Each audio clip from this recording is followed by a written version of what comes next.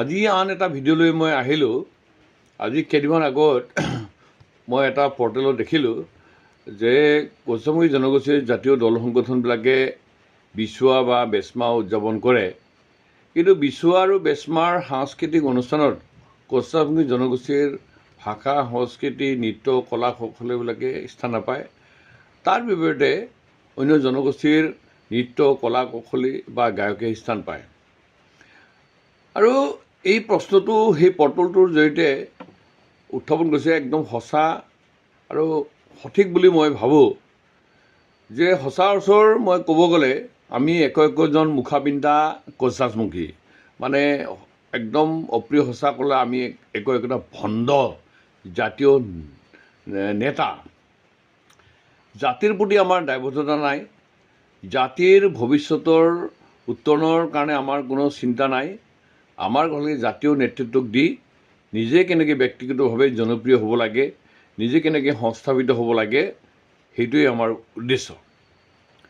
আৰু আমি দেখিছোঁ যে কছাৰী জনগোষ্ঠীৰ এতিয়া আমাৰ যিটো বহাগৰ বা আমাৰ যিটো জাতীয় উৎসৱ বিচুৱা, এইটো আকৌ কোনোবাই বেচমা বুলি উদযাপন কৰে, আকৌ বিহু বুলি কয়। মইতো কতো শুনা নাই আজি অসমৰ বহু জাতি জনগোষ্ঠী আছে, তেওঁলোকৰ সেই জাতীয় উৎসৱবিলাকক ভিন্ন ধৰণে নামাকৰণ কৰাটো। একমাত্ৰ কোচ-ৰাজবংশীসকলেই আজি আমি মই যেতিয়া সদৌ কছাৰী ছাত্ৰ সন্থাত আছিলোঁ, আৰু সম্ভৱতঃ আমিয়েই প্ৰথম বিচুৱা উদযাপন কৰিবৰ কাৰণে বিচুৱা উদযাপন কৰিবৰ কাৰণে আমি প্ৰচেষ্টা লৈছিলোঁ আৰু উদযাপনো কৰিছিলোঁ। আৰু তাৰ পৰৱৰ্তী সময়ছোৱাত বিচুৱা উদযাপন হৈ আছে।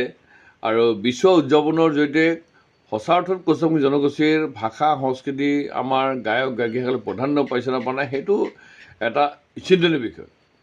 কিন্তু আমি এফালে আমি বিচুৱা উদযাপন কৰিছোঁ, আনফালে আমি বিচুৱা বেচমা উদযাপন কৰিছোঁ। ইফালে আমি মাঘ বিহুৰ উদযাপন কৰি আকৌ বোলে পুচনা। মই একদম সঁচা কথা কৈছোঁ, আমি পুচনা বুলি কোনো উৎসৱ আমি আগতে শুনা নাছিলোঁ বা আমি উদযাপন কৰা নাছিলোঁ। এতিয়া আকৌ কোনোবাই পুচনা উদযাপন কৰে। কি আৰম্ভ হৈছে এইবিলাক জাতিটোক প্ৰতিষ্ঠা কৰাৰ কাৰণেই আমাৰ এই সংগ্ৰাম নে এই উৎসৱবিলাকৰ জৰিয়তে আমি নিজক প্ৰতিষ্ঠা কৰি একোখন বেপাৰ কৰিবৰ কাৰণে আৰম্ভ কৰিছোঁ? এইটো চিন্তনীয়। কোনে কি কয় নাজানো, মই একদম সঁচা অৰ্থতে কৈছোঁ যে আজিৰ তাৰিখত কছাৰী জনগোষ্ঠীক নেতৃত্ব দিয়া যিসকল ব্যক্তি, তেওঁলোকে কছাৰী জনগোষ্ঠীৰ ভাষা, সংস্কৃতি, ভৱিষ্যতলৈ কোনো ধৰণৰ তেওঁলোকৰ